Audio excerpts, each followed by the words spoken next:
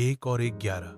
एक बार की बात है कि बनगिरी के घने जंगल में एक उन्मत्त हाथी ने भारी उत्पात मचा रखा था। वह अपनी ताकत के नशे में चूर होने के कारण किसी को कुछ नहीं समझता था। बनगिरी में ही एक पेड़ पर एक चिड़िया व चिड़े का छोटा सा सुखी संसार था। चिड़िया अंडों पर बैठी नन्हे नन्हे प्यारे बच्चों के निकलने के सुनहरे सपने देखती रहती।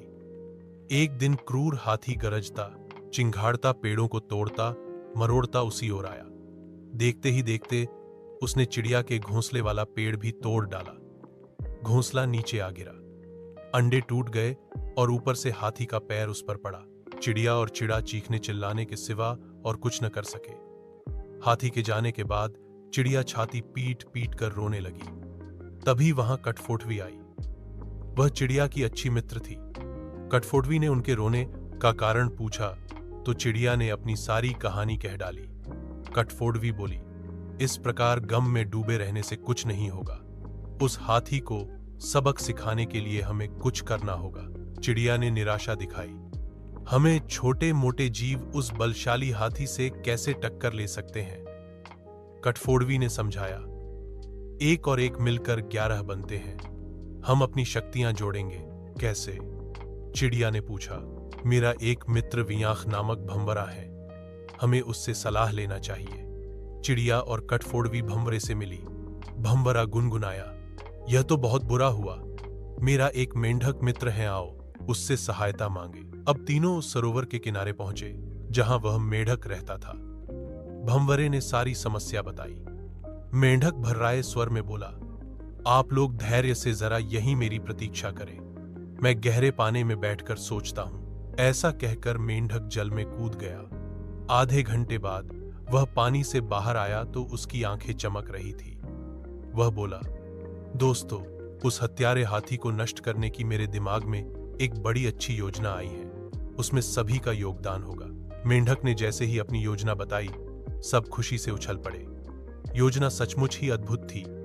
मेंढक ने दोबारा बारी बारी सबको अपना रोल समझाया। कुछ ही दूर वह उन्मत्त हाथी तोड़-फोड़ मचाकर व पेट भरकर कोंपलों वाली शाखाएं खाकर मस्ती में खड़ा झूम रहा था। पहला काम भंवरे का था। वह हाथी के कानों के पास जाकर मधुर राग गुंजाने लगा। राग सुनकर हाथी मस्त होकर आंखें बंद करके झूमने लगा। तभी कठफोटवी ने अपना काम कर दिखाया। वह आई और अपनी सुई जैसी नुकीली चोंच से उसने तेजी से हाथी की दोनों आंखें बींध डाली। हाथी की आंखें फूट गईं। वह तड़पता हुआ अंधा होकर इधर उधर भागने लगा। जैसे जैसे समय बीतता जा रहा था, हाथी का क्रोध बढ़ता जा रहा था। आंखों से नजर न आने के कारण ठोकरों और टक्करों से शरीर जख्मी होता जा रहा था। जख्म उसे और चिल्लाने पर मजबूर कर रहे थे। चिड़िया कृतज्ञ स्वर में मेढक से बोली, भैया, मैं आजीवन तुम्हारी आभारी रहूंगी। तुमने मेरी इतनी सहायता कर दी। मेढक ने कहा, आभार मानने की जरूरत नहीं, मित्र ही मित्रों के काम आते हैं। एक तो आंखों में जलन और ऊपर से चिल्लाते चिंघाड़ते हाथी का गला सूख गया। उसे तेज प्यास लगने लगी। अब उसे एक ही चीज की तलाश थी, पानी। मेढक ने अपने बहुत से बंधु बांधवों को इकट्ठा किया और उन्हें ले जाकर दूर बहुत बड़े गड्ढे के किनारे बैठकर टर्राने के लिए कहा। सारे मेढक टर्राने लगे। मेढक की टर्राहट सुनकर हाथी के कान खड़े हो गए। वह यह जानता था कि मेढक जल स्रोत के निकट ही वास करते हैं। वह उसी दिशा में चल पड़ा। टर्राहट और तेज होती जा रही थी। प्यासा हाथी और तेज भागने लगा। जैसे ही हाथी गड्ढे के निकट पहुंचा, मेढकों ने पूरा जोर लगाकर टर्राना शुरू किया। हाथी आगे बढ़ा और विशाल पत्थर की तरह गड्ढे में गिर पड़ा, जहां उसके प्राण पखेरु उड़ते देर न लगे। इस प्रकार उस अहंकार में डूबे हाथी का अंत हुआ। सीखा 1, एकता में बल है।